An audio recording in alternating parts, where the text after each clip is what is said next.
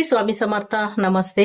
ज्योतिष kitchen and रेसिपीमध्ये आपल्या सगळ्यांचे मी अगदी खूप खूप मनापासून स्वागत करते.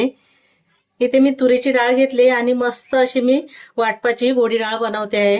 ही साधी सोपी रेसिपी आहे पण खायला तितकीच मस्त अशी, आणि उपासाला वगैरे किंवा काय असं प्रोग्राम असेल ना तर हे खास करून बनवली जाते. तर मी इथे 1 वाटी भर घेतली आहे तुरीची डाळ आणि स्वच्छ धुवून घेतली 2 ते 3 वेळा. तर आता हे मी कुकरमध्ये घालून घेते. पहिलं इथे मी कुकर घेतलाय आणि त्याच्यामध्ये ही डाळ मी धुतलेली घालून घेते. 1 ते 1.5 ग्लास एवढं पाणी घालते, जास्त पण नाही घालत आहे. इथे 4 ते 5 हिरव्या मिरच्या घेतल्या आहेत. ही मिरची कापून घालायची आहे आणि मस्त असा फक्त मध्ये 2 भाग करायचे आहेत. अख्खी ठेवली तरी चालेल किंवा 2 भाग केलं तरीही चालेल. आणि तिखट आवडीप्रमाणे घेऊ शकता तुम्ही, अजून मिरची पाहिजे तर. इथे मी सर्व मिरच्या कापून इथे सर्व मिरच्या कापून घातल्या. कुकरचं झाकण लावून घेते आणि फक्त 2 शिट्या करून घेणार आहे मी. जास्त पण डाळ शिजवायची नाहीये, तर गॅसवर ठेवते आणि 2 शिट्या करून घेते. डाळीला शिट्टी होते तोपर्यंत मी इथे एक वाटण करून घेते. त्यासाठी इथे ओलं खोबरं घेतलंय. हे असं ओलं खोबरं किसून ठेवलं ना मग त्या वेळेला आपल्याला पटकन असं घेता येतं. काही भाजीला वगैरे घालायचं असेल तर. आता जितकी डाळ बनवायची असेल ना त्याप्रमाणे तुम्ही खोबरं घेऊ शकता. मला आता 3 ते 4 माणसांसाठी पाहिजे, त्याच्यामुळे मी एवढं खोबरं घेतलंय. अर्धी वाटी एवढं आहे, जास्त पण नाहीये. त्याच्यामध्ये आता थोडीशी हळद घालून घेते आणि अर्धा चमचा एवढं जिरं घातलं. जिऱ्याचा स्वाद मस्त वाटतोय डाळीमध्ये. ते मिक्सरच्या भांड्यामध्ये काढून घेते.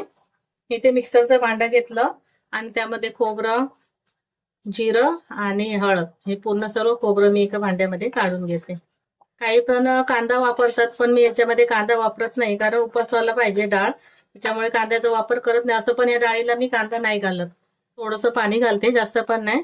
आणि हे वाटण करून घेते मी इथे डाळीचं वाटण हे करून घेतलंय. इथे डाळीचं वाटण करून घेतलंय. एकदम बारीक असं वाटून घ्यायचं. एक जिऱ्याचा मस्त सुगंध येतो. थोडंसं जिऱ्याचा जास्त वापर करायचा. आता हे बाजूला ठेवते. तोपर्यंत कुकर पण मी थंड करून घेतलाय. 2 शिट्या करून घेतल्यात. तर लवकर लवकर येतील ना कुकरला शिट्या, तर 3 शिट्या करून घ्या. आता हे वाटण मी थोडं बाजूला करते. ते कुकर खोलून घेते. गरम आहे, बघायची थोडी डाळ व्यवस्थित शिजली आहे. जास्त पण शिजून नाही घ्यायची, थोडीशी कमी शिजलेली पाहिजे. तरी पण शिजली आहे, थोडीशी जास्त शिजली आहे का तशी डाळ अशी दिसायला पाहिजे. आता हे मी एका भांड्यामध्ये काढून घेते डाळ. ज्या भांड्यामध्ये आपल्याला बनवायची आहे ना त्याच्यात काढून घ्यायची. थोडंसं पाणी घालून घेते. आता जाऊया गॅसकडे. इथे गॅसवर मी टोप ठेवला, डाळ काढून घेतला तो, आणि वाटण करून घेतलेलं ना मग ते घालते त्याच्यामध्ये. मिक्सरचं भांडं धुवून घेते.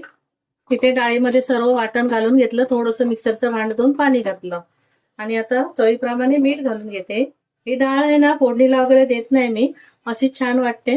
आता आपले सर्व घालून झालंय मीठ वगैरे. गॅस आता कमी करते आणि 3 ते 4 मिनिटं व्यवस्थित शिजून घ्यायची डाळ. एक उकळी आली ना की गॅस कमी करायचा थोडासा. आता इथे डाळ मी शिजून घेते. इथे 4 ते 5 मिनिटं झाली आणि डाळ मी छान अशी व्यवस्थित शिजून घेतली आहे.